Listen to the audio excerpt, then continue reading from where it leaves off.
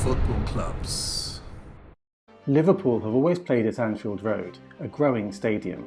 The mention of the city's name will immediately make people around the world think of a big football club. But how big are they? Subscribe now to see how they compare with other big football clubs. Liverpool's total number of major trophies puts them top of the pack, and their total attendances over history puts them in third place. On a graph mapping their success and popularity over time, measured against other big sides in England, we can see that Liverpool are at the top. But are they England's biggest club? We've cleared up in England and will always be European royalty. Liverpool have won 19 English League titles, 8 FA Cups and 10 League Cups. Their array of domestic titles puts them at the top or near the top of each English record. Their European trophy haul cannot be matched by other English clubs. 6 European Cups plus 3 UEFA Cups makes them one of the top European sides. Having been to a number of intercontinental finals, they might be accused of only taking the last 2 seriously, so didn't win their first until recently. Nobody can handle the Anfield roar. Opening their league history on the brink of both the first and second division at the beginning of their league history, Liverpool quickly picked up where Everton had left off, and managed to hover around the top flight average attendances. Remaining in the first division for the rest of the earliest stage of league football, they consistently achieve attendances just a little higher than the first division average. As the beginning of the 20s brought success, the gap between Liverpool and the rest started to widen in terms of fans attending matches, and they were getting the highest figures in the 22-23 season. A gap was usually there in the rest of the interwar period, but with the club getting just below average crowds at the end of the 30s. Their first season back after the war and their league title resulted in very healthy numbers, but the rest of the division caught up. However, their time in the second division in the mid-50s to the beginning of the 60s did not have a drastic impact on fans. What did happen is that when they recovered, making it back to the first division, attendances were higher than ever. They got their highest average attendances when they won the league in 1966, and in the 1970s this happened 3 more times. No surprise when we consider just how successful the club had become. Numbers remained fairly steady for the entire period, but we can see a slight fall at the beginning of the 80s, despite Liverpool's success. This may have been influenced by political issues at the time and problems in football. But they recovered when the club played even more attractive football at the end of the 80s.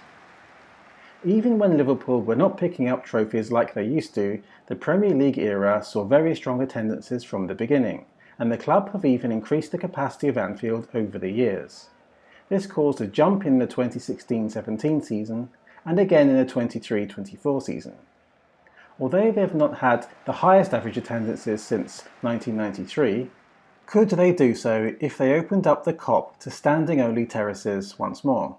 In the biggest matches, other teams are scared of us. Liverpool have been involved in some of the biggest and most emotional matches in football history.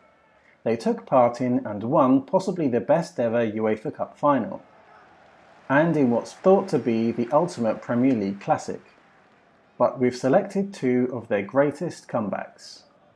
In 2005, Liverpool by no means had the strongest side in England, finishing 5th in the league, but when they went down to a far superior Milan in the European Cup final, they drew on their big club spirit to win one of the European Cup classics in Istanbul. This spirit was present in their encounter with Barcelona in 2019. Lionel Messi had seemed to put the tie beyond Liverpool with a late free kick in the first leg.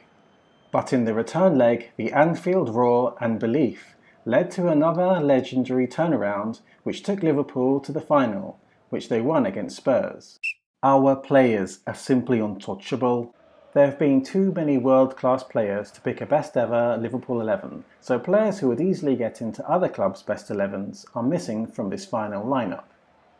Most of this selection dominated both England and Europe in the 70s and 80s, including top scorer Ian Rush.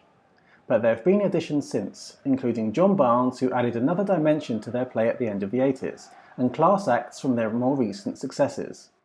Liverpool keep on winning. no matter how much other teams spend.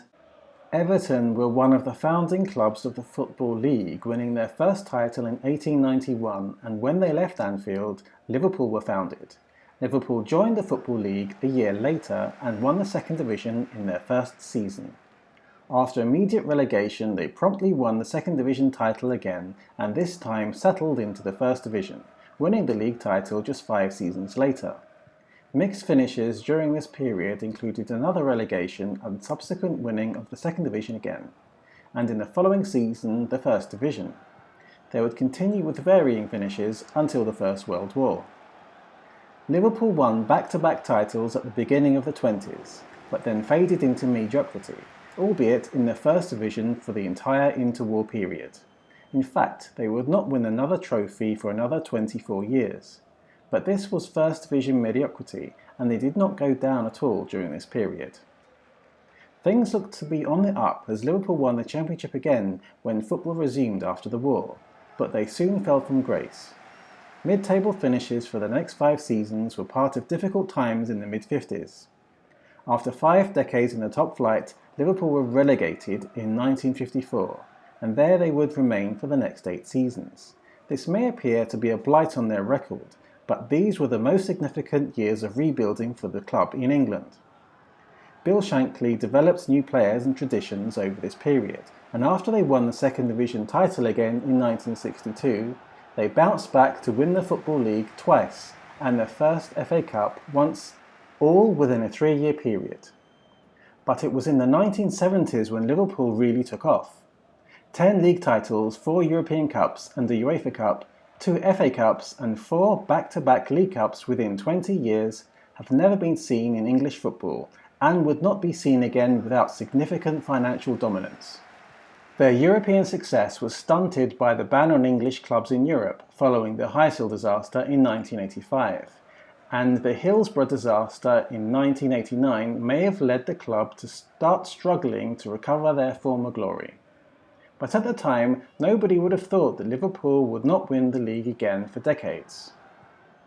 By the start of the Premier League, other clubs had gained the upper hand and Liverpool were no longer the dominant force. However, even though they were no longer pushing for league titles, they still demonstrated what a big club they were by winning silverware fairly consistently, sometimes without even the best squads. Nothing epitomises this more than their European Cup win in 2005. Liverpool's leanest years for a while set in when other clubs were spending big, but the arrival of Jurgen Klopp meant a return to good fortune for Liverpool at home and in Europe, and even the world in a financially competitive environment, winning the World Club Cup for the first time. Liverpool's domestic success can only be rivaled by one other club, and this is unlikely to be challenged again without heavy financial domination. 9 European trophies makes Liverpool one of the most successful clubs in Europe, and this level of success has never been challenged by another English club. Liverpool are in the top 3 of the most attended clubs, even though the city is only the 7th biggest in England and have always had popular local rivals. Many of Liverpool's biggest matches have not been considered here as there have been too many. Their comebacks from adversity reveal just how big they are. Liverpool's players over history can challenge any team in the world, and they have the trophies to prove it. Until the 1970s, we could say Liverpool were big, as they'd won trophies over time, never went below the second division and repeatedly came back from adversity. But since then they dominated England and Europe, and even when not at their best, they were able to pick up trophies consistently and make inconceivable comebacks. There's simply no debate. Liverpool are England's biggest and one of Europe's big football clubs. Are Liverpool bigger than Barcelona? Please comment below. Like and subscribe to Big Football Clubs to watch videos as they're released each week.